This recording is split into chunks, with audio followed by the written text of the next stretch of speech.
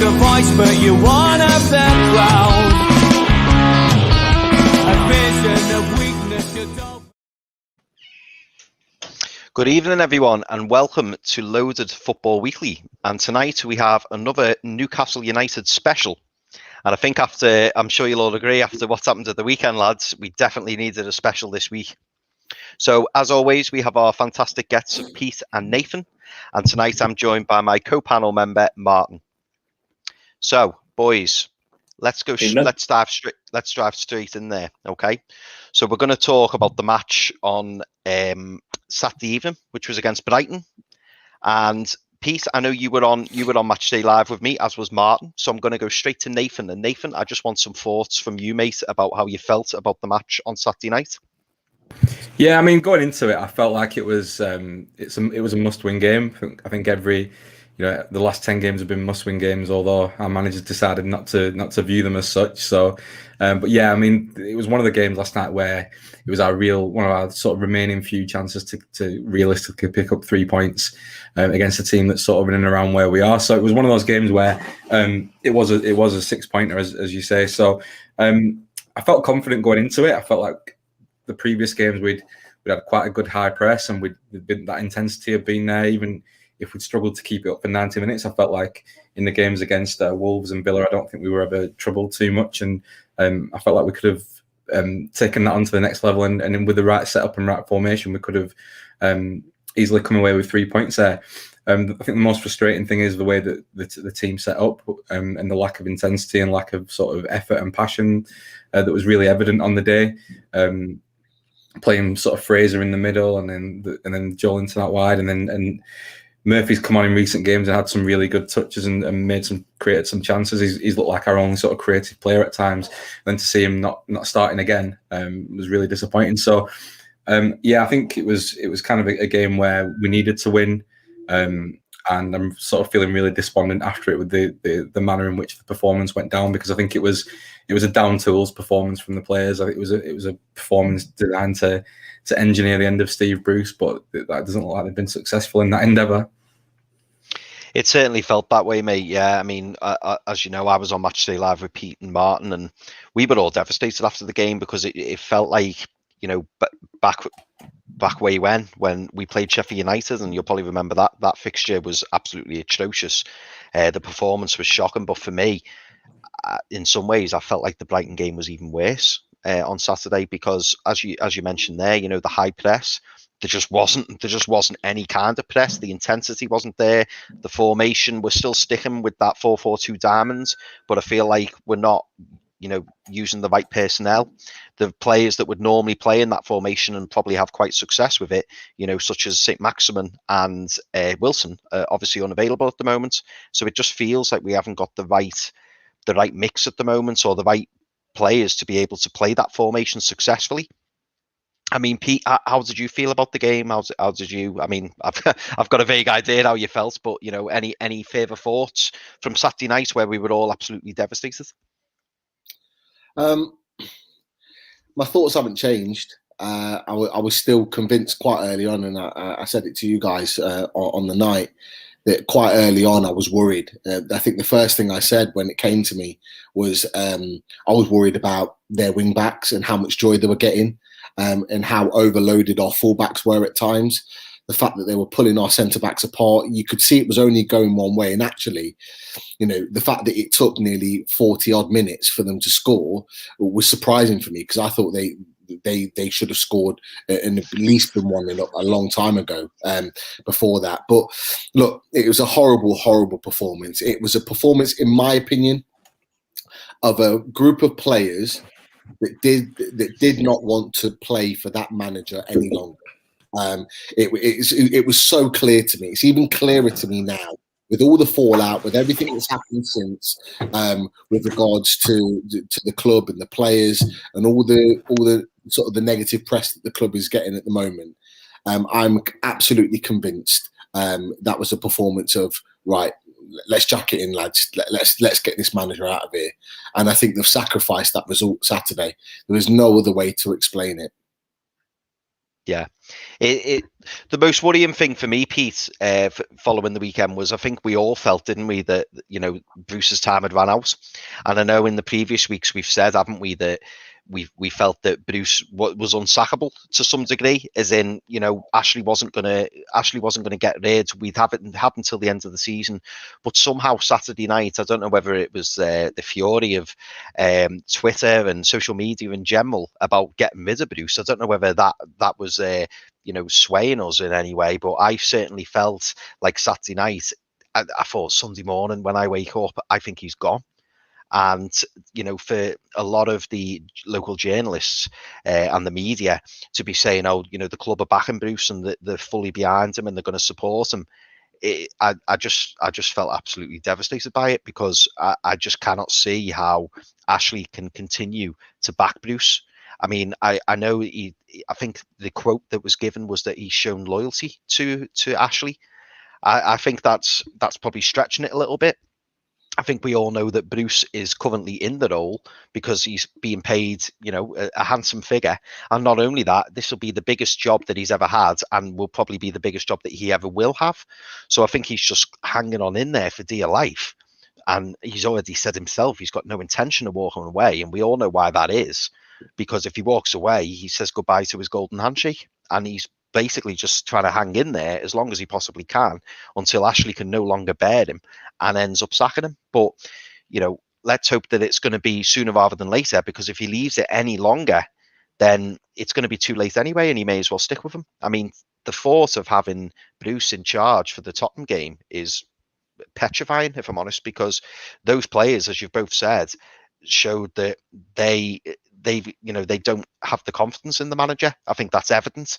And there was a lot of players on the bench who you could see they were, disapproved of the performance. I think it was noted in the media, wasn't it, that Carroll and Gale stormed off at the full-time whistle and just went straight down the tunnel. So obviously they're very unhappy.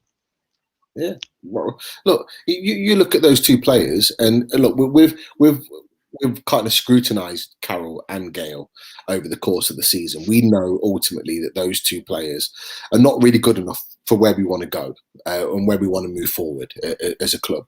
But you look at the situation, and you've got your main striker out, Callum Wilson. You've got your main attacking threats in Almiron and St. Maximin, both injured. Or Almiron was back, but he was clean 100% on Saturday night. So you're looking at other players that can get you goals, and you've got two strikers on the bench that don't even play a minute of football. So if I was them, I would quite rightly be pissed off myself, and I'd be quite rightly storming down the tunnel. And for me, it would be a Duncan Ferguson, Alan Shearer moment with Ruud Gullit, where I'd be the first one in the training ground Tuesday morning or Thursday morning or whenever they're back in training, because they clearly weren't today. And I'd be demanding, look, you want to stay in the league. The one thing that we're missing right now is goals. Why are we not getting minutes on the pitch? There was something not right there. There was something not right with that. Not even to throw them on later in the game to try and salvage something. Just nothing. So completely understand their frustrations, 100%. Ta-da! Ta-da! Do you know what it is, lads? Welcome back, Matt. Only I could start a show, have to produce it because my button pusher Daz has disappeared. And my Wi-Fi was like completely freaking out as if I was on the work network. So I do apologise. I will get back to pushing buttons and let you continue talking. Welcome back, mate. Sorry, Pete, carry on, mate. No, that was it. I just said that, I agree. I agree that their frustrations 100%. And it wouldn't surprise me if they've been the guys that have been alongside the Longstaffs that have been holding down the fort for the sort of rebellion against Steve Bruce. It would not surprise me one bit. Yeah, I think what was evident to me as well, Pete, when you mentioned about the bench. I mean, I'm just going to list some players that were on the bench on Saturday night. So we've got Andy Carroll, we've got Matt Ritchie, we've got Dwight Gale, Jamal Lewis, Jeff Hendrick, Federico Fernandez, Jacob Murphy, Carl Darlow and Sean Longstaff. Now, straight away, jumping out at me as players I would want to see in the starting 11 at this present moment. The likes of Sean Longstaff, local lad. He'd be putting in 110% effort. He doesn't want to see the club go down. You've then got the likes of Jacob Murphy, who, albeit I know is not from the area, but he's it's noted that he is a Newcastle United fan.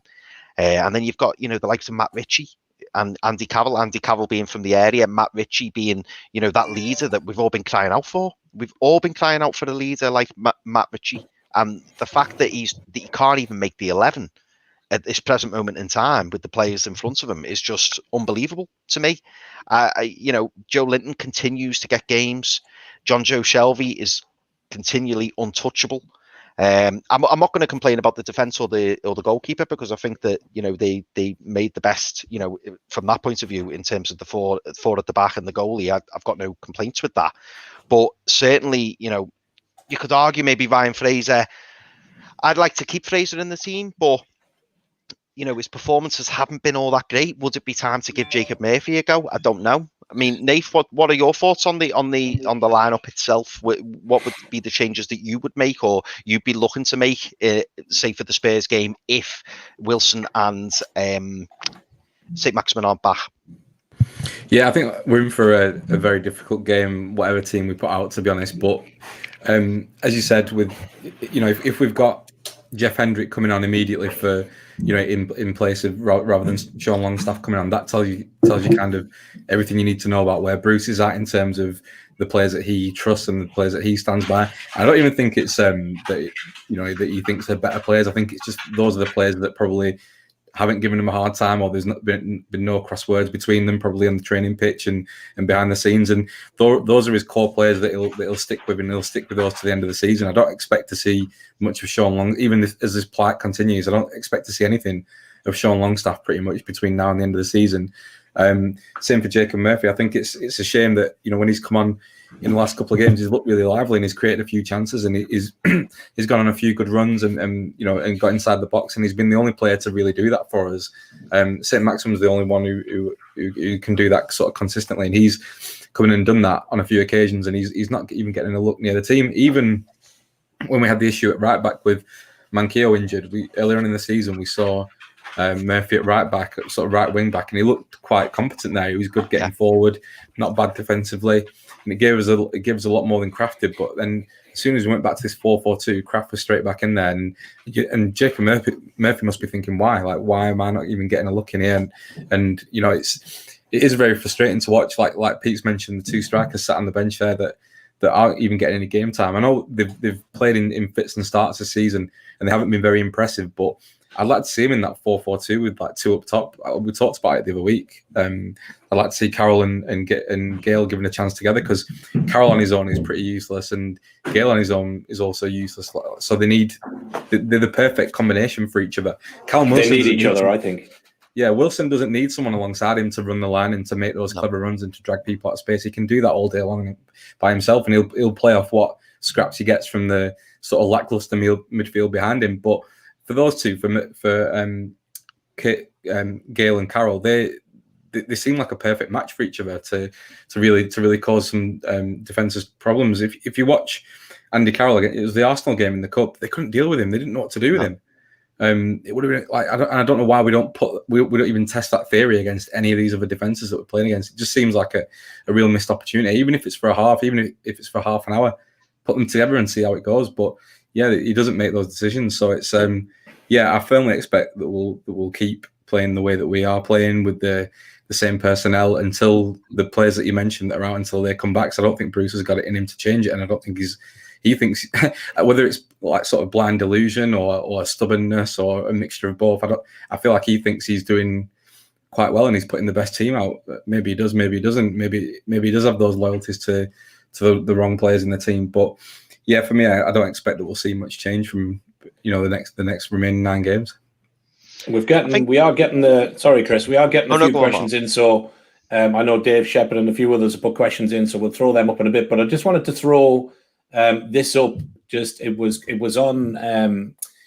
We won't say a certain sports channel in the Middle East over the weekend, but this is Steve Bruce's record since the 16th of December. So obviously 20 games played, 2 wins, 5 draws, 13 losses, 14 goals for, and 35 against, with a 10% win ratio. So, in any football club, that manager gets the boot and gets sacked. So how is he still in a job, lads, with that kind of statistics? It's an interesting one, Mark, because we were touching upon it earlier. You know, when you're thinking about those stats, any other football club would have dismissed the manager by now, and it would have happened well before now as well, by the way. You know, you're probably talking the 13-14 game mark. I think he'd have gone. And Pete said on the show on Saturday, you know, we should have considered it after the Brentford Cup game, and if not, it should have been the Sheffield United game. And I think you've said in the past, Mart, at the Villa game. You know, it should have been done then. The axe should have been wielded then. And the fact that he's still in the job now, it's worrying more than anything, isn't it? The fact that we're sticking by him. And I think Steve Rafe mentioned on TalkSport today, you know, in his opinion, he thinks it's because, you know, he's hoping this is the case, that, you know, perhaps arbitration isn't as far away as what we all believe it to be, and that Mike Ashley just simply doesn't want to pay Bruce off. But if that's the gamble that he's taken, it's one hell of a gamble, because if this doesn't happen in the next 2 to 3 weeks, we're going to be another 1-2 games in, and, you know, the chance to try and pull away from Fulham is going to be slipping away from us. I mean, Pete, why do you think that Bruce hasn't been sacked yet? And, you know, if you were to sack Bruce, I'm going to ask you this question as well. If you were to sack Bruce, do you bring in Graham Jones to see the season out, or do you think it's that urgent that we need to bring in someone brand new just to kind of stamp their mark on the team? First and foremost, have we had that confirmed whether it was Richard Keys that put that Bruce stat up, or is he against that stat? I don't know if it was him that put that up, but it was on the show with De Jong, the ex-City player, who I did have the comment, but I've lost it for now. No, it's a great comment. I saw it. It was a really good comment, because he just laid it out there saying, listen, pretty much, Ashley, the club, get rid of him. You've had your time. You've done what you could, but you're just not good enough. Yeah. But this stat was up when the boys in the BN studio were talking. So, it definitely went out there. I mean, it's a damning stat, let's be honest. I mean, that 35 against in 20 games, I'm pretty sure that Benitez had that stat for a whole season in terms of goals against, which was one of the best in the Premier League, if I'm right in thinking, in one of his last seasons at the club. So that tells you everything, and the fact that Bruce has got that in 20 games. But look, I'm really glad that you asked that question, Chris, because waking up on Sunday morning, expecting Bruce to be given the boot, and to read what initially Lee Ryder put out, but then obviously it came from Sky and all the rest of it, that he's not going to get sacked. I just had an overriding feeling of one thing and one thing only, in that Mike Ashley is selling the club. It doesn't matter what league we're in, he is selling the club. That was, for me, I'm convinced of that. I'm convinced of it. And the second thing is exactly what you said. He is convinced he's selling the club. He's convinced he's gone. Yeah.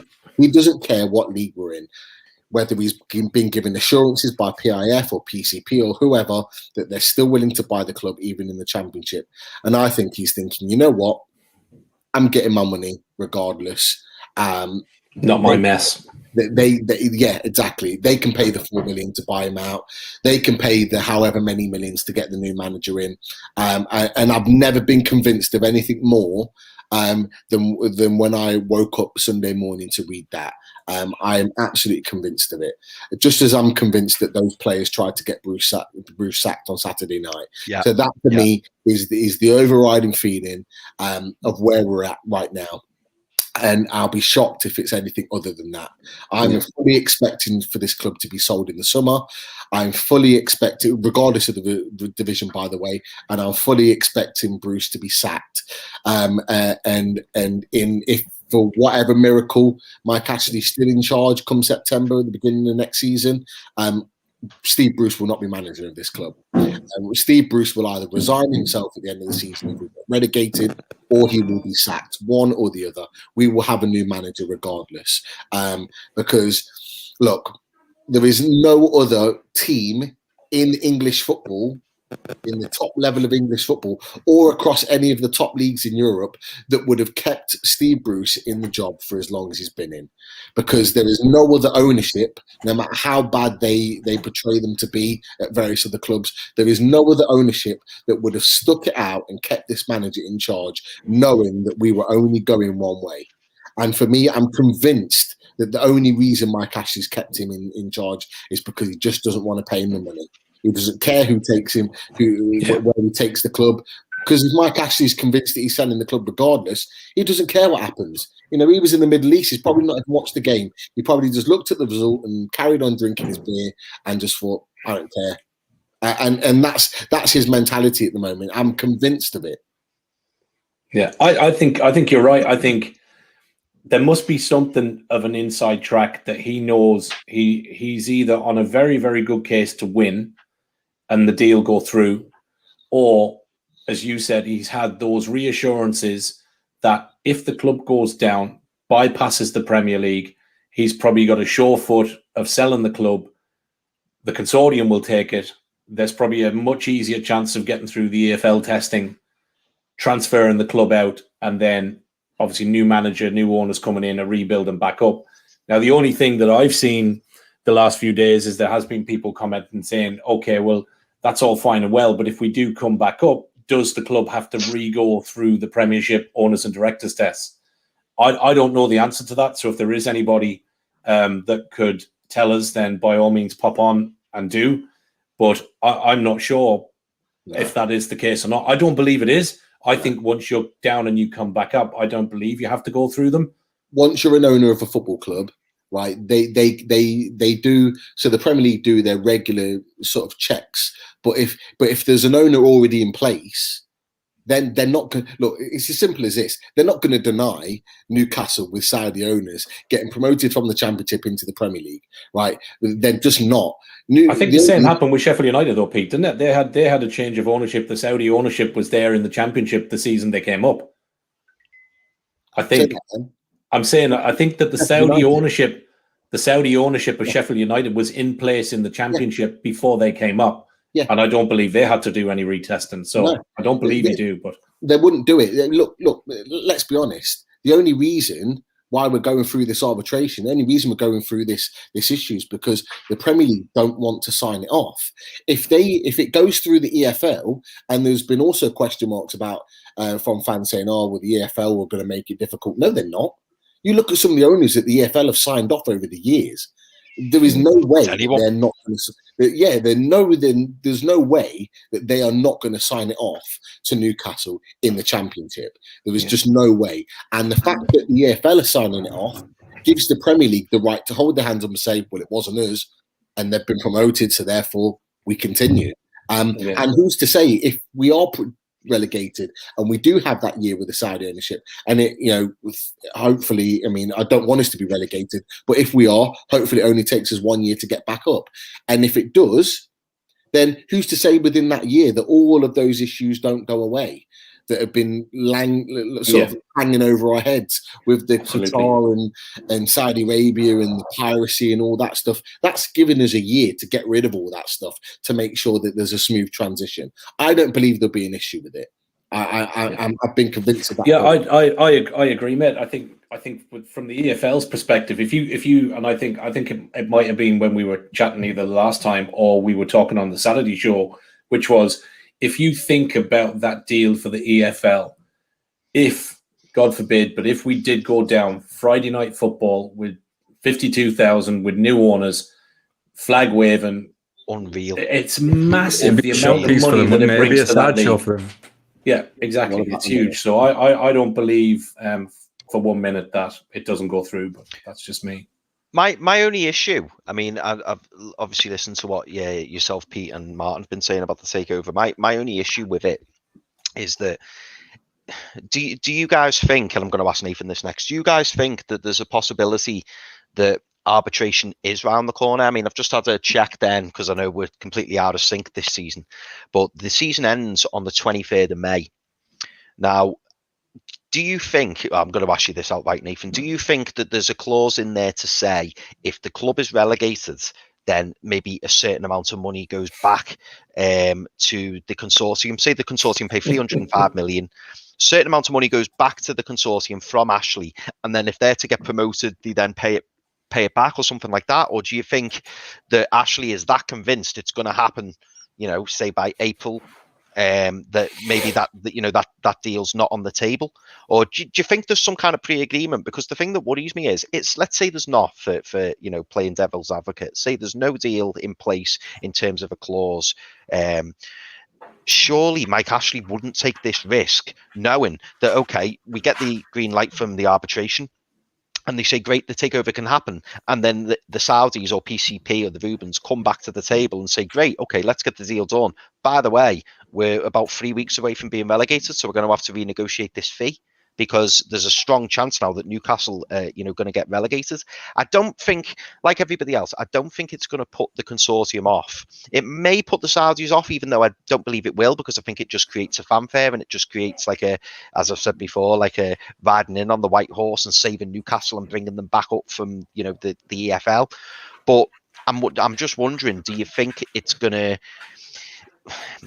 it's going to be an issue for Ashley in terms of, the deal is now changed because of this clause? Or do you think that it's already been agreed and everything's already in place? What do you think, Nate?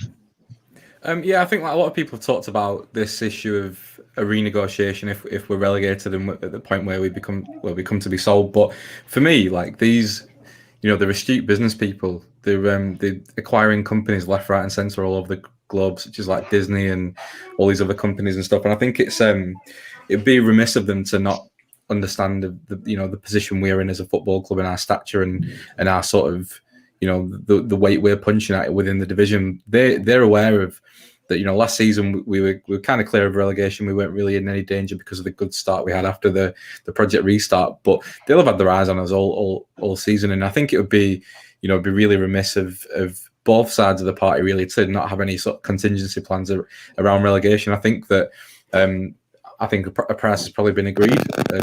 A cutting down of the fee has probably been agreed, dependent upon relegation. I think factored into that is the as Pete said, the reason Bruce is still there at the club. I think that, cause like Pete said, I was gutted after the result, and then I thought he was going to get sacked. So I was pretty upbeat because I thought, well, at least someone's going to come in and they're going to like sort of take this forward now. But then, as Pete said, once he stayed there, then it kind of gave the impression that Ashley either doesn't give a fuck at all about anything, and he's not bothered if we go poor down. But then why would he not be bothered if we go poor down? It must be because he has something, some plate spinning somewhere that's going to allow him to get the money he wants for the club and then to get out of it, because it's not worth his hassle anymore. The amount of when fans are back in, it'll all be back to bad. He's got away with having a year of no bad publicity from Newcastle, whereas in previous seasons it's been, there's been protests, there's been sports neglect things everywhere, here, there, and everywhere. It's been dreadful for his PR and for the way that his company's viewed. So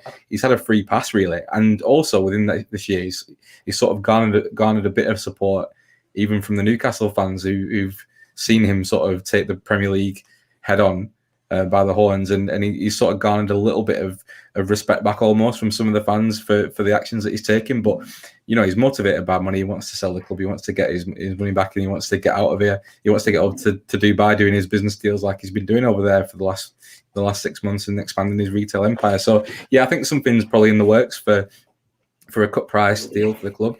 I don't think Staveley and Cole have left that off the table. Yeah, I think part of the deal, I think Nath, you hit on a really good point there for me. I was actually thinking about this earlier. I think there's a huge chunk of this, if you look at the trips that, Jackie Chader and those who've been playing spotting on Twitter, he's been back and forwards to the Middle East, in particular to Dubai. Ashley has over recent months. And I think, he's obviously, we've seen the pictures of a couple of the magnates that he's met in Dubai that, are dealing with sports warehousing and everything else. So I think there's a huge piece of this that if he did have to take a bit of a dent in the price, if it goes down, or whatever he gets back on compensation or whatever else through arbitration or the deal going through, I think another part of his mindset is, if I get this deal through, it opens up a massive gateway to the Middle East for me, sell. There'll be no clean break. There'll be no definite clean break entirely from Ashley. No, I think he'll still be some hook somewhere. There'll be some clip with retail. merchandise and shirts or something else that he sells in, some, emporium in Dubai, Middle East, Saudi and other places. And I think that's as big a money spinner potentially in that MEA region that it is for what he may potentially lose off the club in my book. And I think that's he sees that as an extra pocket liner. So okay, I might lose 50 mil or I might lose whatever. I've got my chances with arbitration. I've got the possibilities of any compensation because if we do go down, I can then sell the club on a bit of a reduced deal. I can still sell it to the Saudis because they seem interested. I can open up the deals in the Middle East to sell, probably won't sell as many Donny socks because I'd say it's probably a bit warm over there. But, he could certainly sell a pair of Slazenger shorts, I'm sure. But there are other brands of shorts around, I would just like to say. But from that perspective, I think he's got a little bit up his sleeve for me.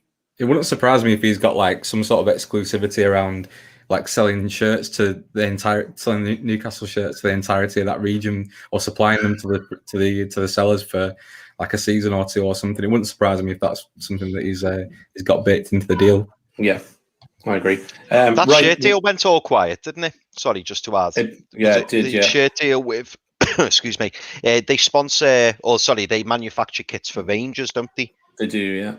And I haven't heard too much on that now. I haven't seen much. I know it's only worth like 5 million or something, isn't it?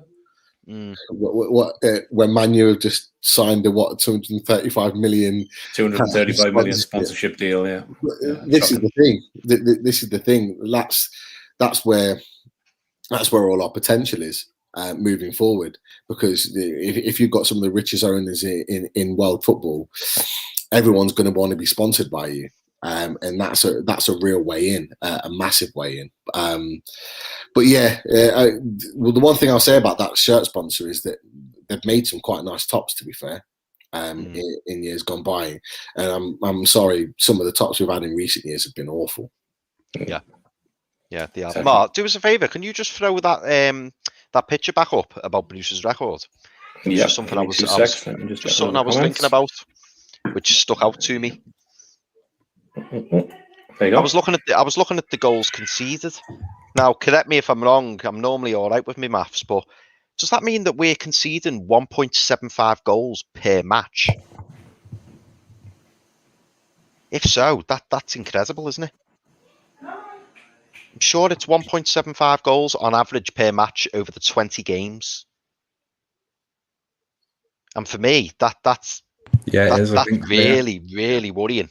It's nearly 2 goals a match, and that's the issue, isn't it? Whereas it's funny really, because when I'm sure you lads will agree, especially over the past few weeks, I've been reasonably happy with the defence, and I've been thinking, okay, yeah, defence isn't too bad, and it's going forwards where the issue is. Obviously, you can see there goals for 14. We're not scoring enough goals. What's that, like 0.73 or something like that per match, which is no good, but.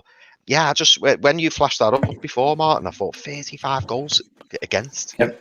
That's really we're still leaking goals, but it's not being talked about as much because we've been talking about the likes of Miggy, ASM, and Wilson being missing. Yeah, I think Debrev's got a big role to play in that, though. I think the difference he makes to the defence, he makes Lascelles and look a lot better in front of him. I think we still conceded goals in the time that Dubravka's been back, but I think. That distribution and the way that he sort of marshals the defence, Darlow seems quite a sort of quiet character to me in the sticks there. I don't think there's times where defenders we conceded so many goals earlier in the season where like a ball's gone to the back post and our defenders have not known that there's been someone running in behind him and stuff. And Dubravka has a handle on all that kind of stuff, and he really knows his stuff in that department. So I think it would have been quite different if he'd have been all season, but at the same time, we're not scoring enough, are we, at all? So we're always on the back foot. If you look at Leeds will probably concede somewhere like in a similar amount of goals to we do, but they knock them in front of the other end, don't they? So they can get away with it. But we don't have that luxury. This season's entertainers. Right, I want to give a couple of shouts out. We're kind of halfway through the show, so obviously, first one, We did obviously bump our subscribers today, so we did hit the magical 100. So I will give a shout out on that in a second. But obviously, if you're enjoying the show, obviously from myself, Chris, Richie, and Daz, a big thanks for watching. Thanks to those who have subbed. Those who have unsubbed, come back. We still love you. But again, just thanks for watching. And also, just want to give a shout out to Mind, Body, and Soul, our sponsors for the show and for the channel. Big shout out to them, Adam and the guys, who do a lot for not only men's mental health, but those who've been following us on Twitter. You will have seen they've actually been sending out some donations to those who are in need at the moment due to COVID and job losses and everything else, where they're helping people out in times of need. So a big shout out to those guys and the work they do, and for their continued sponsorship. And I think on the other note then, on the 100 subs, obviously I think Kendra is on with us tonight. Her and Paul Oxley are watching. Kendra was the 100th subscriber to the show. So well done, and thank you very much. We will hook you up with Mind, Body, and Soul. So we'll get some details, Kendra. Either me or Daz will DM you, and we'll get you in touch with Mind, Body, and Soul, and they will hook you up with a very nice T-shirt and a couple of other bits and pieces in a little bit of a package there for you. So I think the lads are giving us a T-shirt, a face mask, and a couple of other little bits and pieces. So you can go online if you want to have a look. Obviously, www.mindbodysoul.uk. Have a look on there, Kendra. Pick out something nice. Have a look at the T-shirts. They've got some great colours on there, and we'll get in touch with you later on. Put you in touch with the boys, and they'll get something shipped out to you, and we'll get that sorted out to you. So well done, Kendra, on being number 100. That's it for now. Well done. Well done, Chris, Kendra. next topic, my friend. Just before you go to the next topic, can Yes. if I unsubscribed and subscribe again, does that mean that I'm the 100th? No, you'd be 101 because we count you twice. Yeah. And Kendra was the lucky one. Hey, but listen, we're still there. So again, as we try and grow, and I'm sure Daz and Richie would say the same, not on here tonight. Look, we're only new to this. It's my first time pressing the buttons and stuff tonight. We're all amateurs. We're not professionals, which you can probably tell. But we enjoy doing it. We enjoy getting the likes of Pete and Nathan on and just chatting about the club that we love. Obviously, Loaded Football on a Wednesday night. We do a lot, different topics. We cover other teams, and we've got some really good bands coming on. We'll put some stuff up later on to let you know what's going on Wednesday. But again, we're getting good traction on, and we have those that have been following us on Twitter. We have got a bit of news coming. We were going to try and do something tonight, but Daz is not here, so it'll be unfair on the other two boys. So we have signed a deal. We have got some news coming. We're not going to Gallagher shots for those that did ask. Thanks very much for the big up, but no, it's that's not happening. But we have got some news coming, so keep following us. Hit the channel, follow us on Twitter, and there will be an announcement on Wednesday's Loaded Football show. And we will tell you all then what's happening with us. Chris. It's dead tense, that, Mars. I love that. It was dead tense, wasn't it? I did want to get closer to the microphone, but that could be a really weird picture, so I'm not going to do that.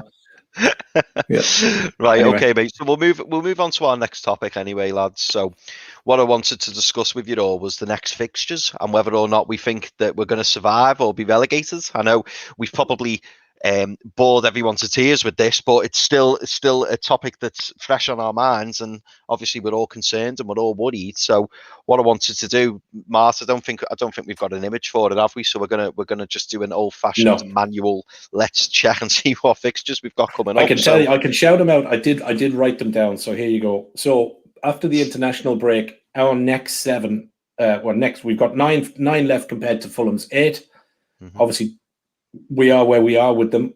So our next games are Spurs at home, Burnley away, West Ham home, Liverpool away, Arsenal home, Leicester away, City at home, Sheffield United at home, and Fulham away on the final day of the season. Fulham have 8 games left, and they start after the international break with Villa away, Wolves at home, Arsenal away, Chelsea away, Burnley home, Southampton away, Manchester United away, and then obviously us at home. So that's where we're at. Yeah, I mean, what I'm going to do, Mart, I'm going to take it on a game by game basis. I mean, I suppose that's the way that we're just going to have to look at it, because I think every week's going to be vitally important, and I think as Newcastle fans, we're all going to be watching the Fulham results as well as our own results. So, I mean, the next set of fixtures, the 3rd of April, Saturday, the 3rd of April. I believe we are both playing on Sunday. So we're at home to Spurs and Fulham are away to Villa. So I don't know about you guys. I'll start really quickly, but it all depends on who's in the hot seat. I mean, obviously, if Bruce is in the hot seat, that's a concern. I do still feel, and I think Pete said this before as well, I do still feel we could get something from the Tottenham game. A number of those fixtures, which Martin read out earlier, I've already written off. I don't expect us to get anything from the game. But Pete, in terms of our next game, so we're at home to Spurs and Fulham are away to Villa. How are you seeing, that particular weekend going? It's quite simple. If Steve Bruce is still in charge, we get hammered. We get beat convincingly by Tottenham, and they don't travel great tours. They've won a few over the years, but they've always had to work hard for it. We've always made it difficult for them. Yeah. Even in lockdown, where I think they ended up winning 2 or 3-1, but they scored their 2 goals quite late on, and I think Matt Ritchie equalised from one of their first goals. And at times we made it difficult for them, and we've done that over the years. But like I say, with Bruce in charge, I just don't see it. I just don't see the buzz. I don't see the excitement coming from the players. Those players are going to come back from that Brighton game distraught and pissed off that he's still in charge of the team. So I think we'll lose that game comfortably. If there's a new manager in the hot seat, I think we've got a chance. I think we can get something from it. I think if Son's still injured by that point, I know he's got a hamstring injury, he's a big player for them. Obviously Harry Kane and Bear was hit and miss, but I think if you can keep Harry Kane as quiet as possible, you've always got a chance with Son not on the pitch as well. And Tottenham are due a bad game. They've had a run of a few decent wins and results, but they're always due a bad game now and again. And if you're on it and you're attacking them, you've always got a chance. On the flip side of that, it's the same thing really. I think if Jack Grealish starts for Villa and he's looking like he could be back by then, I think Villa win, because Villa are a completely different outfit. When he's in the team, he makes them tick. He gets a rise 10-15% out of every single player on his team when he's playing. So that would be a big thing for us in our favour. And look, I've said it before. Fulham have gone on the back of a couple of bad results, and although they've done great to get back to where they are, they need to make that final step in stepping up and to do enough to get above us. And sometimes teams literally blow themselves out by clawing themselves back, but then don't quite do enough. And that's the only thing I'm holding on to. It's the only little bit of hope that I'm holding on to. So I think it'll be a Villa win with Grealish. Yeah, I think we've got to remember as well. I know Mourinho broke his duck, didn't he, not so long ago at St James's Park. But Mourinho doesn't have a great record at St James's Park, and I think Mourinho's under a little bit of pressure as well, isn't he? I know they won at the weekends, but there's a lot of disgruntled Tottenham fans out there, and obviously he still doesn't know his best team for me. I think, no, he doesn't, does he? So obviously, the likes of Son and Kane, are obviously first names on the team sheet. I think defensively they're being poor.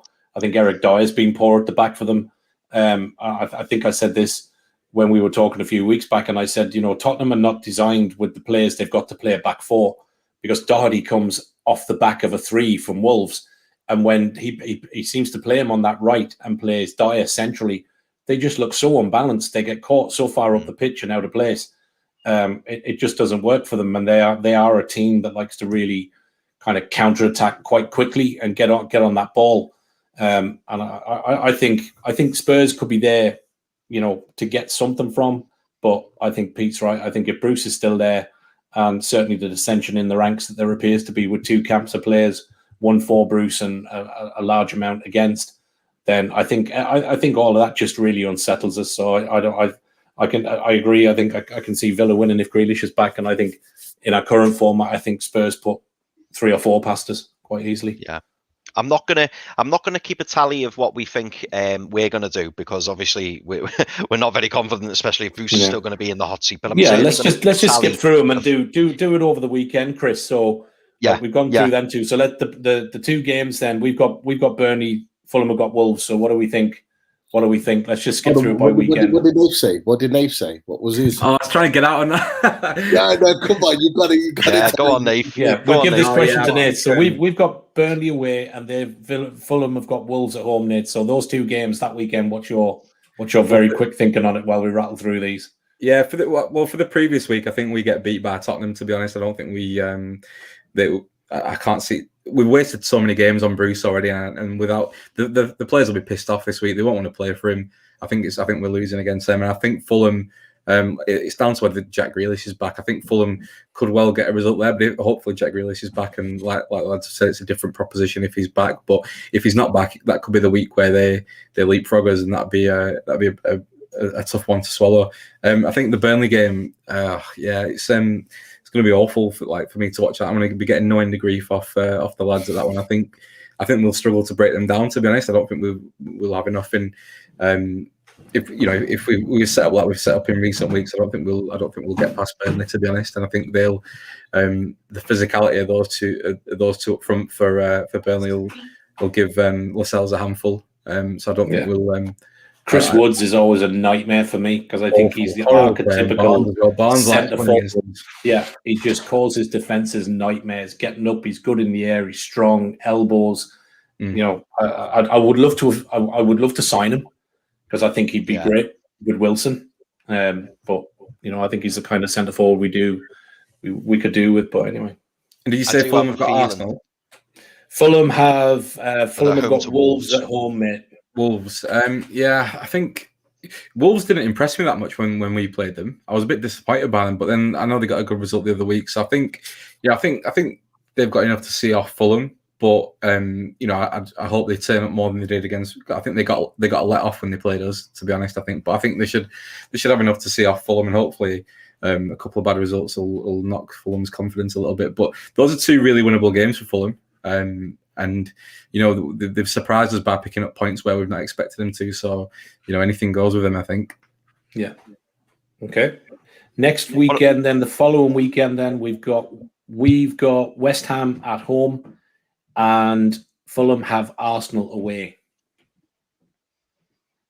What are you thinking on that, Pete? West Ham at home. I've been on Twitter yesterday having a bit of banter with a West Ham fan. He's been on Geordie's Down South with us before, and I've been saying that we're going to beat them. You're going to look bad if that doesn't come off, pal. I'm not going to look bad because we're expected to lose. So I'm just there to wind them up. There's more pressure on them at the moment than there is on us. They're expected to win every game because the media are bigging them up about being in the top 4 or certainly getting Champions League football. So the pressure's on them, and you can see the pressure's already getting to them with the fact that they can concede 3 goals after being 3-0 up against Arsenal. So look. West Ham don't travel great to us. I think we got a draw last time, and we probably should have won that game as well. Look, we've always got a chance, and the one thing that sticks in the back of my mind, and I know I didn't give my prediction on the Burnley game, but I actually think we'll beat Burnley, and we've got to remember that by then we're going to have Callum Wilson back. And we're going to have Alan St-Maximin back. And we've already seen with those 3, with Almiron as well in that team at the top end, even with Steve Bruce, there is still a chance of us winning games, even with Steve Bruce. I know Nave's laughing at that, but look, there's still an opportunity for us. And there are going to be some surprise results out there, some results where we're not expected to do anything or win anything, a bit like the Everton game. And I believe that there's a chance of us winning that game. So I'm going to say we're going to win against West Ham. I'm going to put myself out there. I'm going to say we're going to get a surprise result. And we've got Fulham away to Arsenal, mate. Are we banking on an Arsenal home win there, would you say? No, I probably see that as a draw, if I'm honest with you, because again, Arsenal are very hit and miss as well. We saw it against Burnley, for example. They should have been 4-0 up after 20 minutes. They had 4 clear-cut chances, only scored one of them, Arsenal did, against Burnley, and then ended up drawing 1-1. And they are very, very hit and miss. Sunday was a perfect example. They had an awful first half, a great second half, so you don't really know what you're going to get from them. So I think sitting on the fence there, I think it'll probably be a 1-1 draw. Okay. Next batch, then we have got we've got Liverpool away. Now, somewhere along this, Fulham have a weekend when they don't play because we've obviously got a game in hand somewhere. This is our game in hand. Yeah, Liverpool's our game in hand. Okay. What a game in hand to have. Everybody wins at Anfield. I know.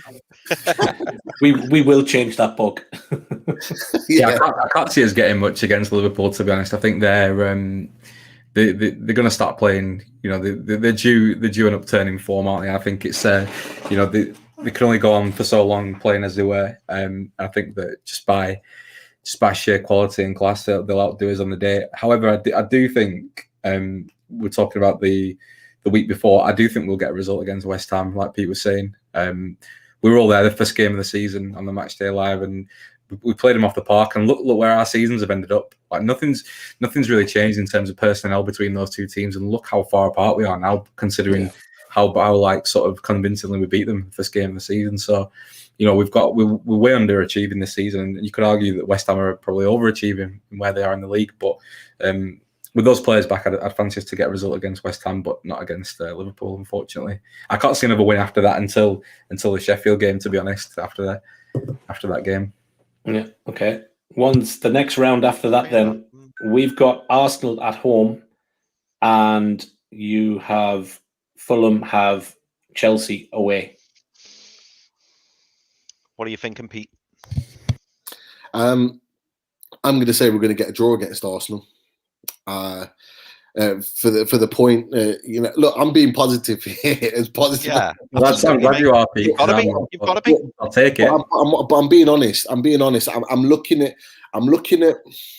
It's hard because we're going through such a bad moment at the moment, and we're looking at the team and the way they performed. They haven't performed that bad on Saturday since Sheffield United. And things can only get better with the likes of Wilson and St. Maximin coming back in. So I'm just, I'm being optimistic. I'm not saying this is a definite. It's not. I agree with Nathan. I don't think we'll get anything at Anfield. I was just messing around with the fact that everyone's won. I think we'll get hammered because we are that team to lose those games. But look, I think we can get something at Arsenal.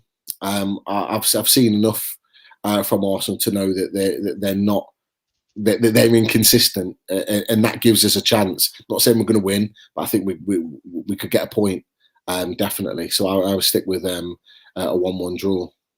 Okay, I think for that Arsenal game, we saw exactly like Pete was saying. You were saying they're inconsistent, but we're also as horribly inconsistent as well. We saw in the games in January, the cup game, where we gave them a really good go, I felt, and then the week we played them at the weekend and we got turned over, didn't we? We didn't turn up to that game at all. So, yeah, I think as you're saying, Pete, we are in that lull at the moment, and it is really bad. But we haven't been playing sort of that bad prior to the game at the weekend. My biggest concern for these fixtures coming up is that how long do the players have it in their mind that can't be asked mentality?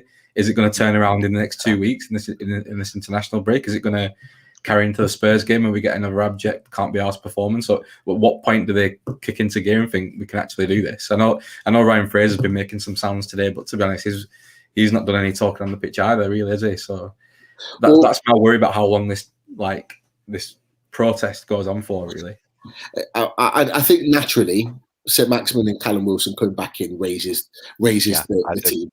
It raises them by 15-20%. It naturally does, because look, look, with Almiron as well, there are 3 best players in the club by far. Yeah. And we look a different outfit. We look a different team attacking wise with them in the team. You know, Willock looked a completely different player against Southampton when all 3 of them were playing compared to since they've been injured. He's just not really, he's not playing More bad. confidence to get ahead. He's just kind of drifted. He's not really been in the game, but I think he'll get a lift. And if that brings him on, that's then a 4th player with attacking intent that can nick a goal. And I think it just gives us a different outlet. And you made a good point about Ryan Fraser, really, before I sort of answer the Fulham Chelsea. Ryan Fraser, if I'm right in thinking, and Andre, if he's still, I think he's in the chat, the Stato, he might be able to answer this. But I think Ryan Fraser has had or has made over 100 attacking crosses. Dangerous attacking crosses into the box this season, more than any other player at the club. Now, considering he's barely played a game this season, I think that stat is very interesting. Now, you put an attacking lineup.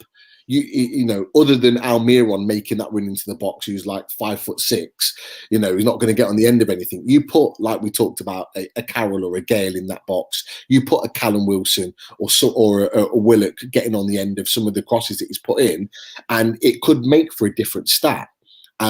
In terms of what his output is on the game, you know, because we're looking at Ryan Fraser and we're thinking, right, he's, you know, is he the guy to get his goals? He's never really scored a massive amount of goals, but we know he creates a lot. And if he's in a team with like-minded players that can create, I think you get a different player there. And I think he's a little bit lost at the moment because he's not really got anyone to target in the box. But look, we're a different proposition with those attacking players back into the team. So I think, you know, things could, I'm not saying we're going to go and win every game, far from it, but I think we'll be a much different opposition. And this is not anything with Bruce, by the way. This is just the players playing for themselves and playing with a bit of pride. And I think they'll do that if they know that Bruce is here to stay.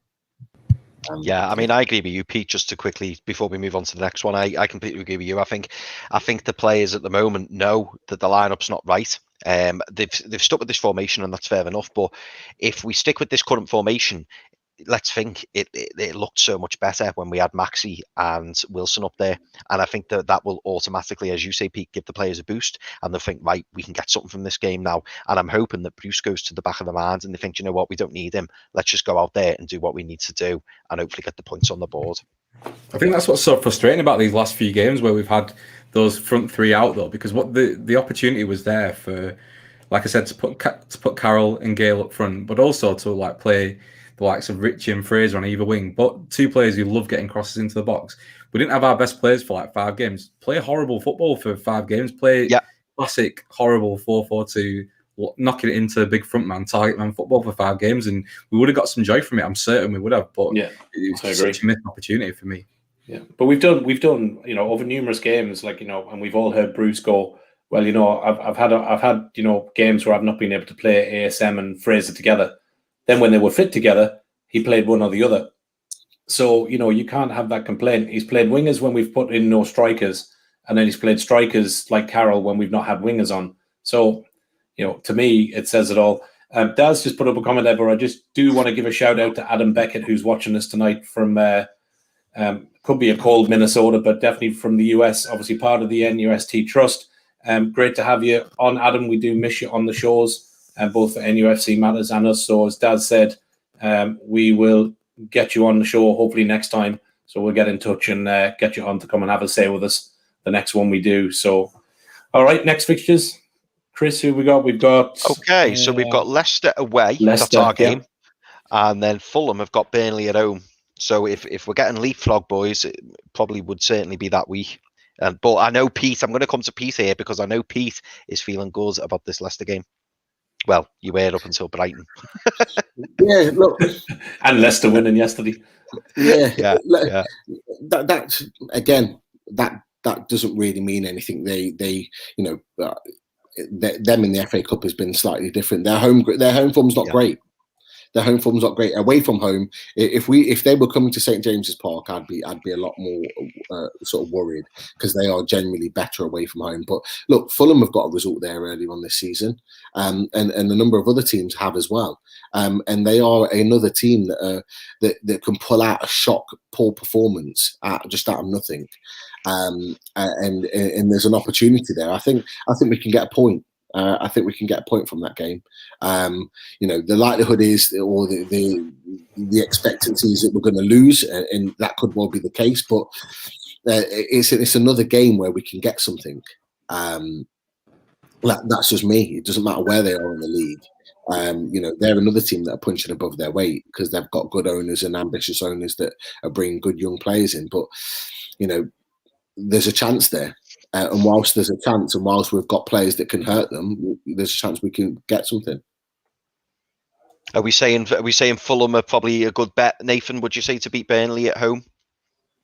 Yeah, I think they will. I think the way that Fulham play, they've got a lot of runners down the wings, getting crosses into the box, and I think that Burnley have been a bit shaky at the back in recent weeks. At Arsenal, they're all over the place, to be honest. And I think that the way that they play and like the intensity that they play, I think Burnley will struggle to keep up with them, to be honest. So yeah, I would fancy them to win. As for the Leicester game, I know you were saying they were good at they were different at home, Pete, but they've beaten, I think, Man United, Liverpool and Chelsea at home, like in 2021.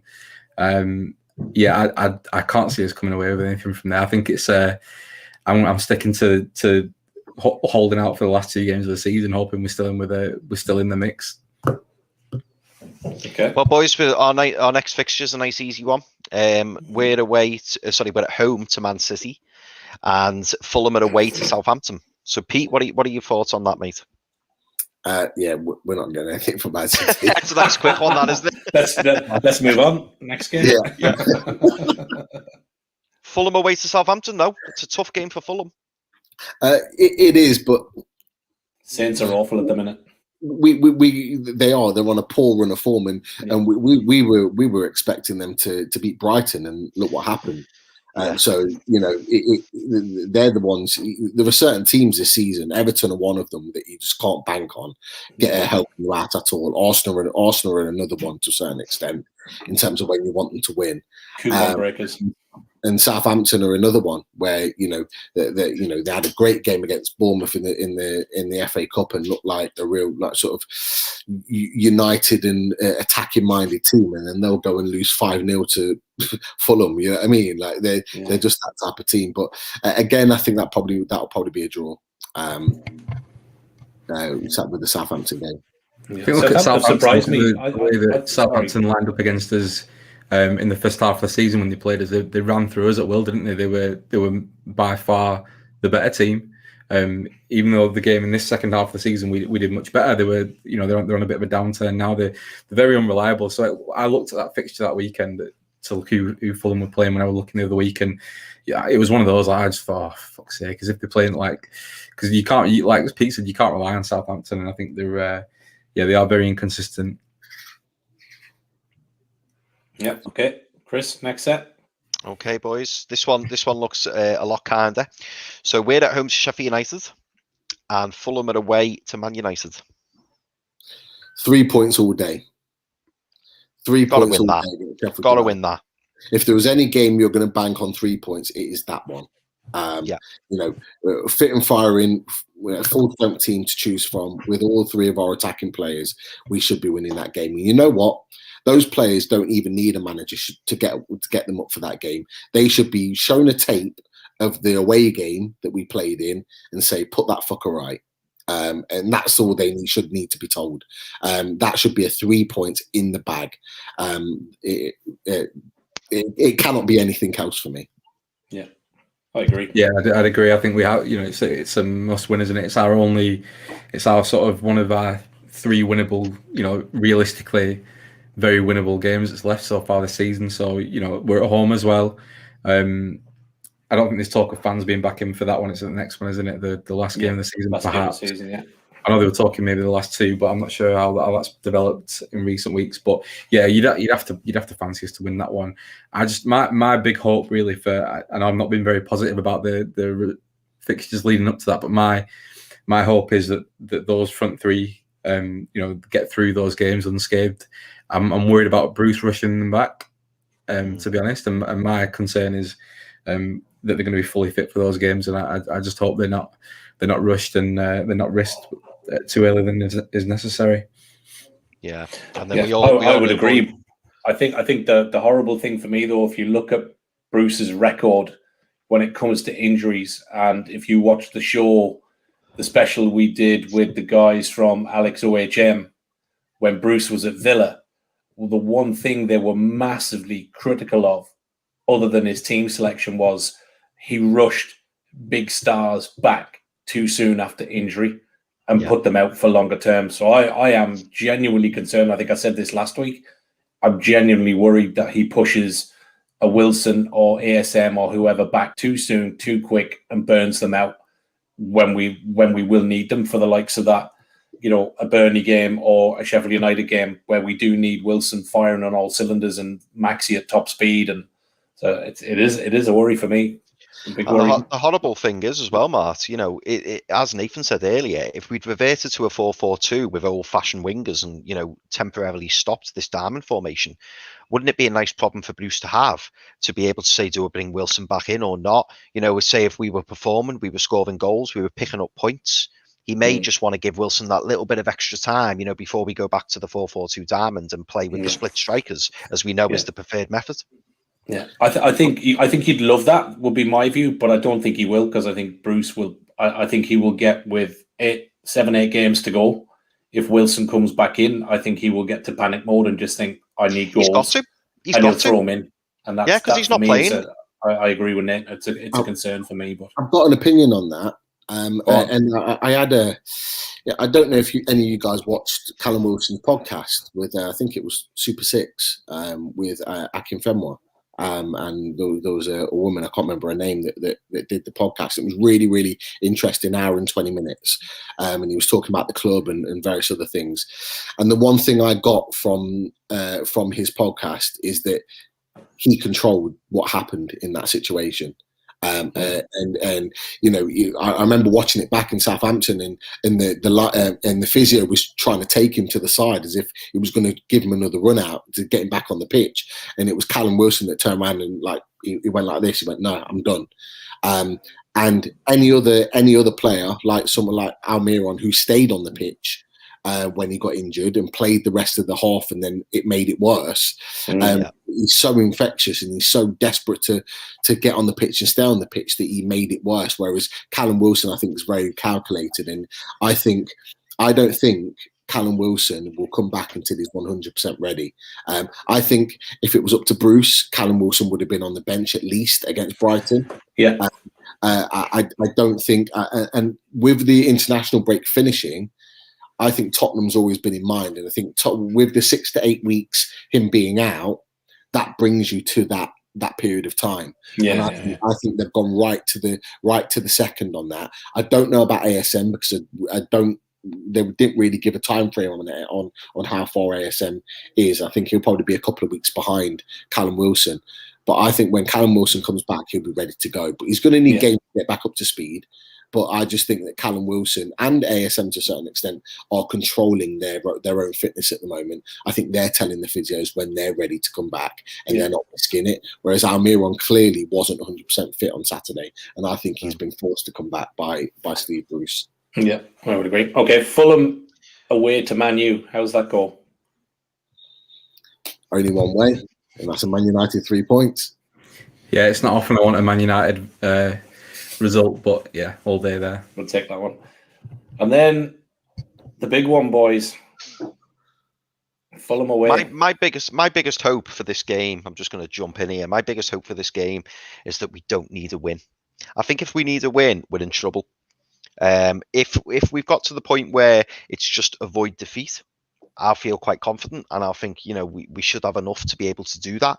Wouldn't it be nice if we were, 4 points clear at them with that game coming? I doubt that seriously, but I do think we could maybe get to the point where we've got the advantage, and as long as we don't lose, we stay in the division. So for me, if we get to that point, I'll feel reasonably confident. What about you, Pete? I believe we can win the game. Look, in a one-on-one shootout, we have the better players. It's as simple as that. I think defensively, we're strong enough to hold them at bay. They don't score a lot of goals. They've got a lot of pace and attacking threat, or so the media say. But I'm not been convinced of it. They'll at maximum they'll get a goal in a game. That's about it. And I think our defense on its day, on a one-on-one shootout, is good enough to stop them playing. And I believe that we've got the attacking intent, especially on the counter-attack, because you've got to think last game of the season, that if they need something to stay in this league, they're going to go all guns blazing, which means it's perfect for us on the counter-attack. And we've got the players that can really hurt them. And, I think if it's all on them and they need that 3 points, I think that's a perfect opportunity for us. Counts, yeah. I would agree, And like I say, we're talking about hopefully without any further injuries, those 3 players at the top, and we keep mentioning it, but they're so crucial to our season. Yeah. They'll have had a run of games. They'll be fit and firing. They'll be ready to rock and roll. And I think there'll be too much for that Fulham defence, because look, that Fulham defence couldn't handle Leeds the other night, and I personally think we've got a front 3 that's at least a top 10 front 3.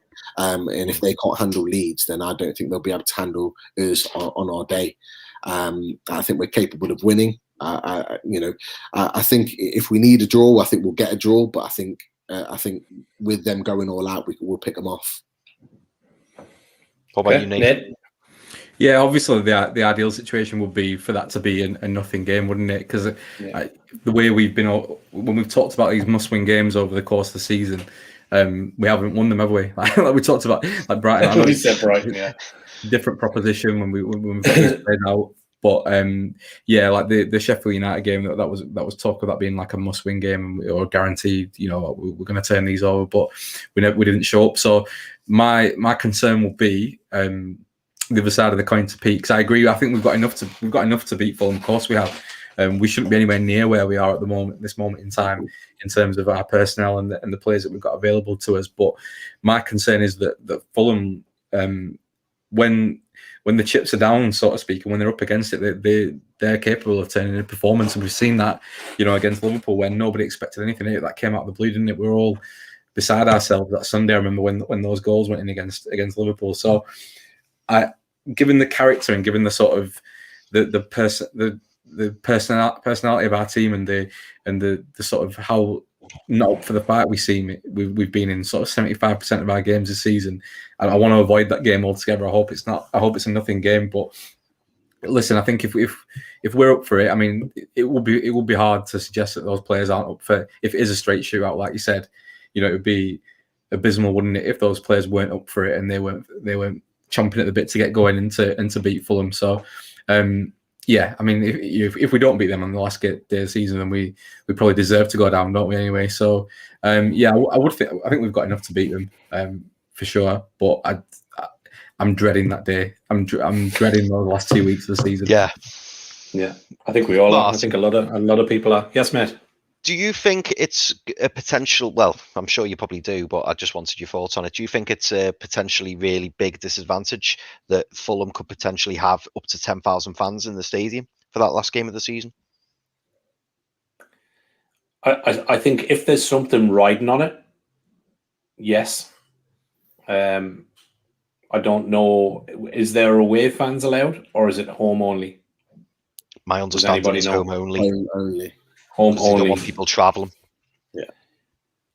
Yeah. I mean, for me, my own personal choice, for the sake of the last game of the season, I would prefer to have seen the season out with no fans and start from next season. Would be my view. I don't see the one game win. I don't see what that does. 10,000. I think it. I think any team that travels not to have your own fans in the stadium where you're playing, either home or away is a disadvantage. But certainly, if there's something, as Nate said, that weekend comes, and we do need something from that game, then yeah, I think that could play against us. And I think if you then have a scenario that Fulham score early, I would be worried that our asses would fall out. We either don't get back on track because we don't have a good record of coming back once we go down, a goal or two. And I think with Fulham, I kind of agree with Nathan. I see both sides. I see Pete's point as well. That I think, on paper we've got the better squad, we've got the better players, we've got a front 3 or 4 that can really cause them problems and get at their defence, because they're not strong defensively. They do make mistakes. Their keeper makes mistakes. So from that perspective, I think they can be got at. But there's also a part of me that says that Scott Parker is far cleverer than Steve Bruce, and that worries me. I think he's got more. Not necessarily just passion, but I think Parker is honest. I think if you watched his interview the other night when they got beat, I thought it was probably one of the best Premier League manager post-match interviews that I've seen this season, in that he stood up there, took the blame, and went, you know what, it simply was not good enough. And stood there for 3 minutes and took it on the chin. I can't, we've unfortunately not seen Bruce really do that all season. So I'm like Nath. I hope it doesn't come down to it. I think, the fans, I would prefer just to see this season out. And I'd love it to finish tomorrow, but we've got to play the rest of these games. But I think let's hope it doesn't get down to the last game of the season, lads. Let's hope we can pick up a win at Burnley or West Ham, or we get something from an Arsenal, or a result in there somewhere. Because, at the end of the day, if you look at it as it currently stands, we only need one win. If we can get one win and keep that differential against Fulham, and, as Pete said, defensively, we can shore ourselves up a bit. I'd like to see Fernandez back in, and I know people will shout at me that I'm critical. I called Lascelles a bottler the other night. I don't make any apologies for that. I think he was. He's meant to be captain. People have heard my views on Lascelles as a captain. I've said it all season. I just think Clark and Fernandez are a bit stronger. I think Fernandez is one of the best defenders. I agree with Pete. We've said it numerous times. One of the best defenders we've got at the club. And I think we need to have our strongest team. Forget egos. Forget legs and everything else. If Shelvey's not operating, we need legs in that midfield. In particular, if we're to combat the likes of Smith Rowe for Arsenal, players like that, we're going to win games in midfield. And at the minute, the concern for me is that midfield is our downfall, and has been all season for me. So that's my biggest fears. But look, that's just me sitting here chatting. But it's who drops into that defensive midfield area, isn't it? Because obviously we've seen Hendrick come in for Hayden when he went off injured. But ideally, I would say it should be Matty. But based on Bruce's treatment of Matty and Sean in the past few weeks, it certainly doesn't look like it's going to be Matty, and it's going to be Hendrick. Would you put Fernandez in? Would you put Fernandez back into the back 4 and push Clark into that? Because he can move with the ball. I think it needs to be the problem we've got in that position. It needs to be, and that's what. And like I said this earlier in the season, but it never transpired. We needed to go out and buy someone very senior to sit in that defensive midfield position. Because if we're going to play Shelvey in front of him, you need somebody behind. He doesn't answer to anyone at the moment, Shelvey, and he needs somebody behind him. Lascelles should do it now, but he doesn't. He needs someone sat behind him saying, "Get your arse up the pitch, get off the back line, because you're stifling us. You're bringing us further down the pitch, and you're not letting us push up." We've got no. Somebody behind him who's very senior can say, "Get your arse up the pitch and do something." Because if he can sit in front of that defence, he'll do it all day, and that's been our downfall this season. When we played against Southampton the first game. Their centre midfield, Ward Prowse and the other lad, I can't remember his name, they were running rings around us because it was so pushed so far back, and that's the way we were against Brighton on Saturday. So we need someone very senior in that position, and my worry is that if you put the likes of Matty Longstaff in, then he's not going to speak up against Shelvey. I can't see it, to be honest. But that should be coming from. The Brav create should be coming from the captain as well, but it seems missing for me at the moment. It's been Bruce's biggest mistake. Because what we had in that newish formation of Graham Jones is someone like Hayden sitting, which then allowed Shelby to go forward and play the ball forward, which is he's better further forward up the pitch, arriving late in the box. When he does that, he creates chances. So the reason why they switched it is to give Shelby an easy ride, basically. And Hayden's not the same as one of those box-to-box midfielders getting forward. He needed to sit in. He needs to sit in front. He does. And Nathan made the point. This is why we tried to get Hamza Chowdhury, and I mentioned it on Saturday. Just to break that ball and make tackles. Get that reason, because we haven't got someone else. If Hayden gets injured, we haven't got that defensive midfielder. Because you need, if you're going to play that defensive midfield role, you need to be able to be good in your positioning, and you need to be able to win the ball. You need to be able to nick the ball. Hayden has the opportunity to get forward and be that man that sits, but also he can sit back into defence when the centre-backs get stretched and it then turns into a back three. Then he comes out and he's in the defensive position.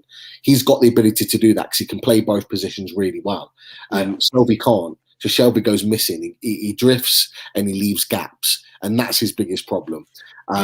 So the biggest question is in this formation now is exactly what you've said. Who do you play? Who goes in there? Yeah. None of those other midfielders that are left in that clutch of players know how to defend properly. Hayden is the only one that knows how to tackle and win a ball, and that's going to be our biggest issue. But you made a point about Lascelles. You're absolutely right. And look, if it was up to me, Fernandes would have been back in a long time ago, and I would have dropped Lascelles regardless of whether he's a captain or not, because he hasn't been playing well. I mean, Clark had a bad game Saturday, but the problem is that, and the reason why I don't mention Lascelles in getting dropped is because he's the captain and he's just not going to get dropped as being the captain. So I don't even consider him, even though he should be the one. So I agree, Fernandes is our best centre-back. He needs to come in. So it's likely to be Clark to be dropped for Fernandes to come back in, unless they change the formation and go to a back three. But I don't know. It's a difficult one. But Sean Longstaff should be starting well ahead of Jeff Hendrick, and so should Matthew. I have a feel it'll be Hendrick, however. Okay, boys, it's nearly heading towards 9:30, so I think we will do a wrap up. I'm getting a little jog from my little friend over the other side of the Irish coast there. What's happening on Wednesday? So on that point, we will get rid of his comment because he's getting a bit boring now. And we will throw up this. So, Chris, what is happening on Wednesday night, my friend? Yeah, so 8 o'clock, we're back with loads of Football Weekly, which obviously is a weekly program. And we've got, I know, do you like that? We've got our good usual. Good link. Thank you. We've got our usual football headlines. So we talk about the main topics, in the football world. I think we might struggle a little bit this week, might we? Because we've got no Premier League football. It's just international. No Premier League. Yeah. But I'm sure we'll come up with something. We've also got a band on called Deco. Absolutely cracking bands. Can't wait to have them on. And I've already listened to a couple of the tunes and they're really, really good. So I'm looking forward to having them on. Of course, as always, we'll have Loaded Leaderboard, where me, Martin, Daz and Richie are all in competition to try and beat each other in the League of Predictions. And then, of course, we have Loaded 11, where we are currently filling our best ever team of 11. And you're gonna love my picks this week, by the way. Honestly, I should win this at a counter. Yeah, I think there's a little bit of a steward's inquiry will go in this week, because there's some people who we won't mention who isn't on the show who normally presses the buttons, whose name sounds like Faz, but I won't mention him. Who has we should be choosing right wingers. So some of us have gone with official players who played right wing.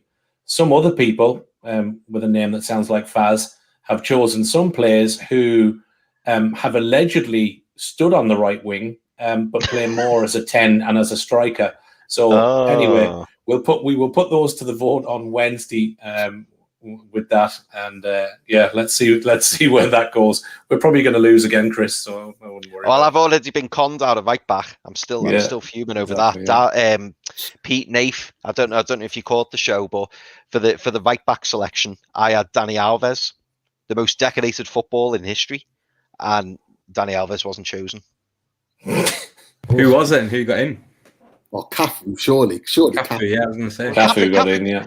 I don't get me wrong, I'm a fan of Cafu, but Dani Alves, most decorated footballer ever, can't get in. Yeah. I don't know, boys. I don't know. Listen, I've got the same feeling with Phil Neal. I thought he was a ringer in that defence somewhere. But anyway, there you go. So that's what's on Wednesday night. So as it says there, look, follow us on Twitter, follow us on Instagram, at Loaded HQ, at Loaded HQ1. Subscribe to the channel. We broke the 100. So again, a big shout out to Kendra. We'll get those bits sorted out for you. And then anybody that is watching Loaded Football Weekly, as Chris said, we've got Deco Band on this week. Absolutely quality, massive followers. So if you are into Deco and their music, please give us a watch on Wednesday night. And if you like some of the bands that we've already had on, the likes of Sam Lambeth, Jace Campbell, The Institutes, The Underclass, we've got Apollo Junction coming up, and a whole heap of others, you will find that we have the Loaded HQ playlist on Spotify. Give it a download, have a listen to it. There's some really good tunes on there. A lot of bands, Moonlight Parade and the likes, who a lot are unsigned talent looking for deals. So get on there, download it, give it a listen. And hope you like the tunes that we do, but keep watching. And last but not least, before we lock out, just again from me, Chris, Nate and Pete, just a big thanks. And thanks for watching all those. Thanks for all those who commented. My first attempt at the button, I did manage to press the go live and we did have comments. So I did something right tonight. But I think Cool Hand Luke Shocks will be back on the buttons on Wednesday night, thank God. And I can sit back and relax. But thanks very much for me. So thanks very much. Yeah, I can stop a sweating now. So listen, obviously thanks to Pete and Nath, our regular contributors now on an NUFC show. We are getting a few bits done. As I said, Wednesday night in particular, very special show, and we will have our announcement on Wednesday night. So please follow us, get onto us on Wednesday night. If you've nothing else to do, sit down, grab a beer, grab a pizza, follow us for that hour and a half as we talk shit, as we normally do, have a laugh, go off script, but have some absolute crack and a top band to boot. So for me, it's a good night. Thanks to the lads for coming on. And Chris, my co-host, thanks very much. Yep, good night. Thanks again for coming on, boys. Really enjoyed it. Pleasure, guys. Yeah, anytime. Thanks very much, boys. We shall talk soon. You're